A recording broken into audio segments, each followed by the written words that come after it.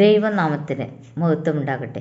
സഹോദരങ്ങളെ, ദൈവവചനത്തിൽ ശ്രദ്ധ കേന്ദ്രീകരിക്കുന്ന സങ്കീർത്തനത്തിലെ 119 അധ്യായമാണ് ബൈബിളിലെ ഏറ്റവും സുദീർഘമായ അധ്യായം. അതിൽ മിക്കവാറും എല്ലാ വാക്യങ്ങളിലും ദൈവവചനത്തിൻ്റെ പ്രാധാന്യത്തെയും മൂല്യത്തെയും കുറിച്ചുള്ള പരാമർശം അടങ്ങിയിരിക്കുന്നു.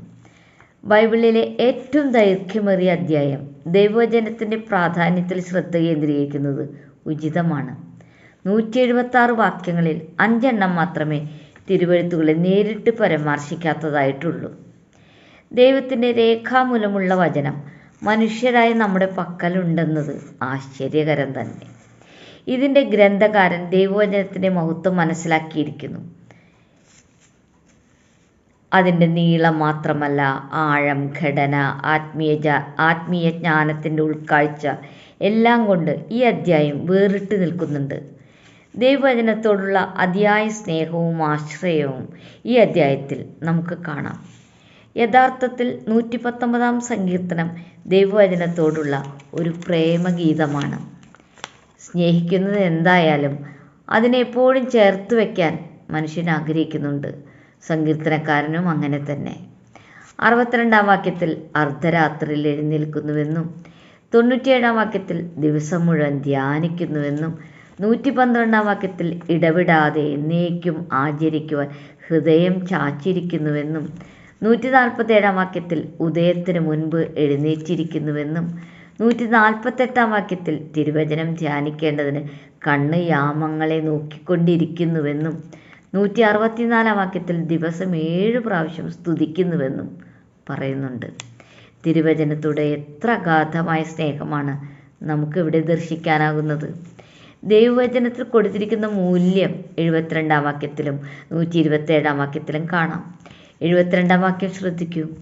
1000 പൊൻവെള്ളി നാണ്യങ്ങളെക്കാൾ അങ്ങയുടെ വായിൽ നിന്നുള്ള ന്യായപ്രമാണം എനിക്കുത്തമം.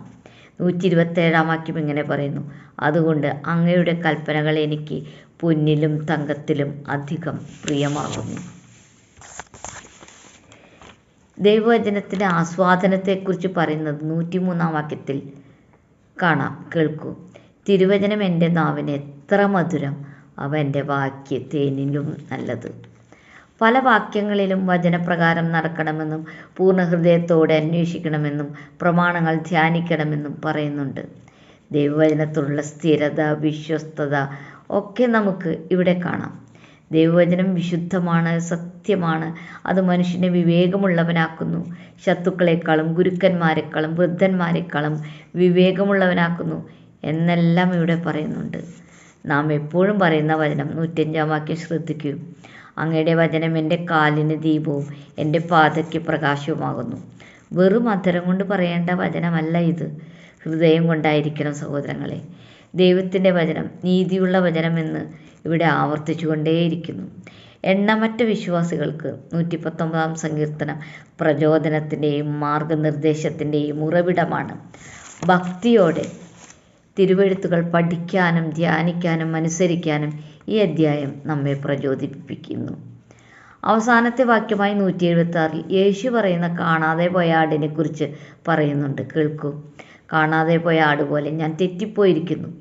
അടിയനെ അന്വേഷിക്കണമേ, അങ്ങയുടെ കൽപ്പനകൾ ഞാൻ മറക്കുന്നില്ല. വളരെ വലിയ ഉൾക്കാഴ്ച.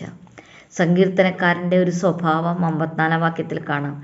ഞാൻ പരദേശിയായി പാർക്കുന്ന വീട്ടിൽ അങ്ങയുടെ ചട്ടങ്ങൾ എൻ്റെ കീർത്തനമാകുന്നു.